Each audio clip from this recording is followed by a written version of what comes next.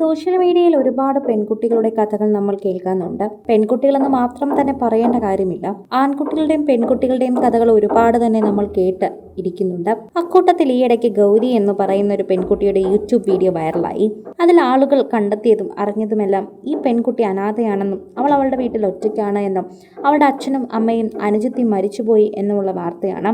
ഒരു ആക്സിഡന്റിൽ ആദ്യം ഈ 3 പേരും മരിച്ചുപോയി, അതിൽ ഗൗരി മാത്രം രക്ഷപ്പെട്ടു എന്നായിരുന്നു പുറത്തു വന്ന കഥ. എന്നാൽ ഇത്തരത്തിലുള്ള വ്യാജ പ്രചരണങ്ങൾ നടക്കുന്നത് കൊണ്ട് തന്നെ ഗൗരി സ്വന്തം യൂട്യൂബ് ചാനലിലെത്തി 4 വർഷമായി താൻ അനുഭവിക്കുന്ന വേദനയെക്കുറിച്ച് വെളിപ്പെടുത്തി എത്തുകയായിരുന്നു. ആ വീഡിയോ ലക്ഷങ്ങൾ കടന്ന് മില്യണുകൾ കടന്ന് മുന്നോട്ട് പോകുന്നതും ഗൗരിക്ക് കാണാൻ സാധിച്ചു. അതിലൂടെ തന്നെ എല്ലാവരും ഗൗരിയെ അറിയാൻ തുടങ്ങി, ഗൗരിയുടെ പ്രീതി മനസ്സിലാക്കാൻ തുടങ്ങി. പ്രേക്ഷകർ അങ്ങനെ തന്നെ ഏറ്റെടുക്കാൻ തുടങ്ങിയെന്ന് പറയാം. ഇത് വെറുമൊരു വീഡിയോ ആയിരുന്നില്ല.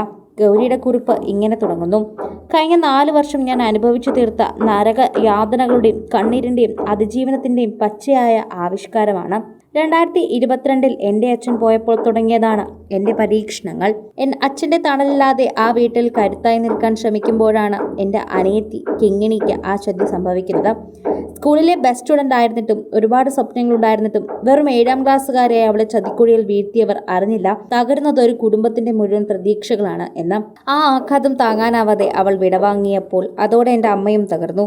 ജീവിതം ഇത്രയും വലിയൊരു ശൂന്യതയിൽ നിൽക്കുമ്പോഴും പൊരുതി നിൽക്കാൻ വേണ്ടി ഞാൻ ജോലി ചെയ്ത് എക്സാം പോയിന്റ് ട്യൂഷൻ ആപ്പുകാരും എന്നെ വന്ദിച്ചു. എൻ്റെ അധ്വാനത്തിന് വില നൽകാതെ അർഹതപ്പെട്ട പണം തരാതെ അവർ എന്നെ ചതിച്ചു. പണം എനിക്ക് എൻ്റെ ആഡംബരത്തിനല്ലായിരുന്നു, പകരം രോഗക്കിടക്കയിൽ എൻ്റെ അമ്മയുടെ മരുന്നിനും ഡയാലിസിസിനും വേണ്ടിയായിരുന്നു. ഓരോ പൈസയ്ക്കും വേണ്ടി ഞാൻ അന്ന് അലഞ്ഞത് ആർക്കും മനസ്സിലാകില്ല.